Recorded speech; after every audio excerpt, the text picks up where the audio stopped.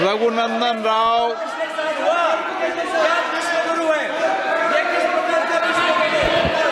माननीय अध्यक्ष महोदय, फाइनेंस बिल के ऊपर बात करने का मौका दिया, मैं बहुत बहुत आभारी हूँ आप।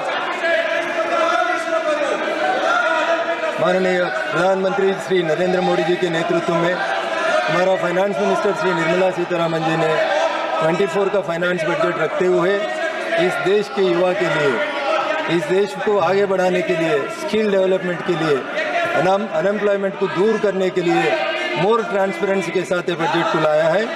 ये बिल में जो कॉर्पोरेट टैक्स के बारे में बार बार हमारा सांसद लोग बात कर रहे हैं, उन लोगों को मैं ये बताना चाह रहा हूँ, we brought transparency in the income tax wing and as well as in the other departments also, due to which the persons, those who respect the government, has been increased and the number of taxpayers strength has been increased in this country.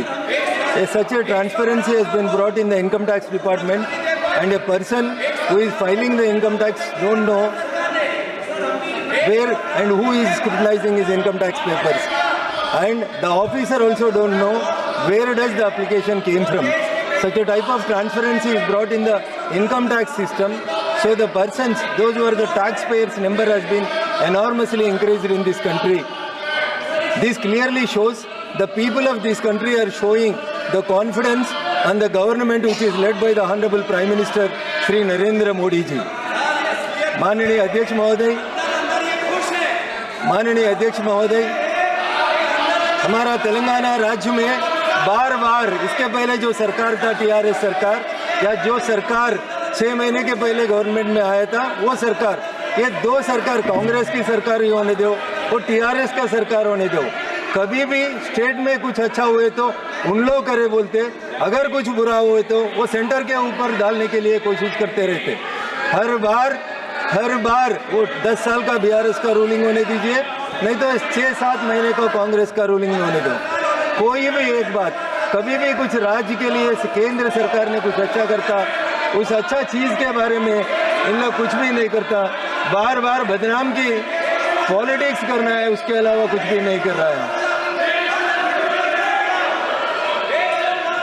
अध्यक्ष महोदय, तेलंगाना में 28 crores 88 lakhs 11,000 rupees public money has been spent by the then government, TRS government, for 10 years, which was found fault by the CAG department, and CAG said that there is no permission for these 28 crores 88 lakh 11,000 rupees.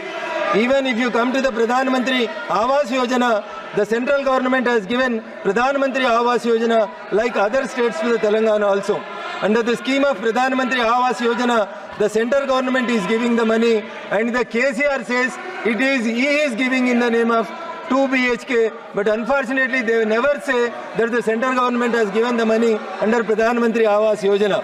Now the new government, which is headed by Congress party and Mr. Revanth Reddy, they are saying that they are going to give Indiramma houses, but they are also not saying that this money is being given by the Honorable Central Government under the leadership of Narendra Modi ji for Pradhan Mantri Awas Yojana. At least he says that we want to correlate the money of the Pradhan Mantri Awas Yojana with Indiramma houses. Like this, the so many schemes which were given by the central government and the money is being dispersed. Earlier it was under the UPA rule, there was only 32% of the devolution of funds was there.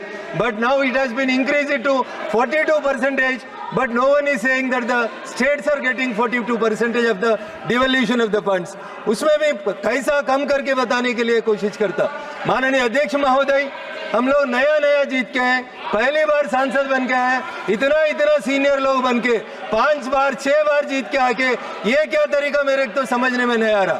अगर लैला को देखना है तो मजनू का आंखों से देखो, ये बजट को देखना है तो निर्मला सीतारमण जी का आंखों से देखो, गरीब का आंखों से देखो। पूरा of this poor in country is being served by this government. You people are shouting about only A1 and A2। क्यों बोले तो आपको A1 का दावत याद आता, A2 का दावत याद आता, कभी भी दावत का। माननीय अध्यक्ष महोदय, एक शब्द भी, ये क्या अध्यक्ष महोदय, 2 मिनट बोलने का मौका दिया अध्यक्ष महोदय। इन लोगों का तरीका कैसा है बोले तो 372 में स्पष्ट है, सदन नियमों प्रक्रियाओं से चलता है। उसमें मंत्री जी का स्टेटमेंट मांगा, मंत्री जी ने आपको स्टेटमेंट दे दिया, आपकी मांग को स्टेटमेंट दिया। संसद के अंदर, लोकसभा के अंदर नियम प्रक्रिया के अंदर उस पर स्पष्टीकरण नहीं मांगा जाता। ओके, माननीय मंत्री। In the year 2014, when Honorable Prime Minister Narendra Modi ji came into power, there was a demand for to bring one nation, one tax. Congress लोग बोलते हैं हमारा सोनिया जी का मानस पुत्रिका, but they failed to introduce the GST bill 2004 and 14. After 10 years of their governance, they can't do the act of GST, but it was brought by under the leadership of dynamic leadership of Sri Narendra Modi ji. The GST was being introduced in this country. In the year 2017, when it was introduced for the first time, for the first month, 68,000 crores of rupees has came as the GST tax in this country, and in the last month, it has been grown up to the 2 lakh crores. Your Honor, may kindly see, this is all happening just because of the transparency and the government, which is doing all this for the poorest of the poor. But the opposition leaders, they want to always blame the government by saying one or the other thing. माननीय अध्यक्ष महोदय, मैं एक ही शब्द बोल के बोलना चाहते हैं पप्पू यादव जी। अध्यक्ष महोदय, मैं एक ही बात बोल के मैं कंक्लूड करना चाहता हूँ। अगर 2024 का बजट को अगर सही तरीका से देखना है तो वो देखना है तो तेलुगु में कहावत है, अगर लैला को देखना है तो मजनू का आंखों से देखना है। ये लोग ये बजट को देखना है तो पूरा पूर ऑफ द कंट्री के साथ उसका आंखों से देखना, मगर उन लोग जो नाम लेता ये 1 उन लोगों के दावतों में कहा के उसका आंखों से देखे थे बजट उन लोगों को समझ नहीं आता।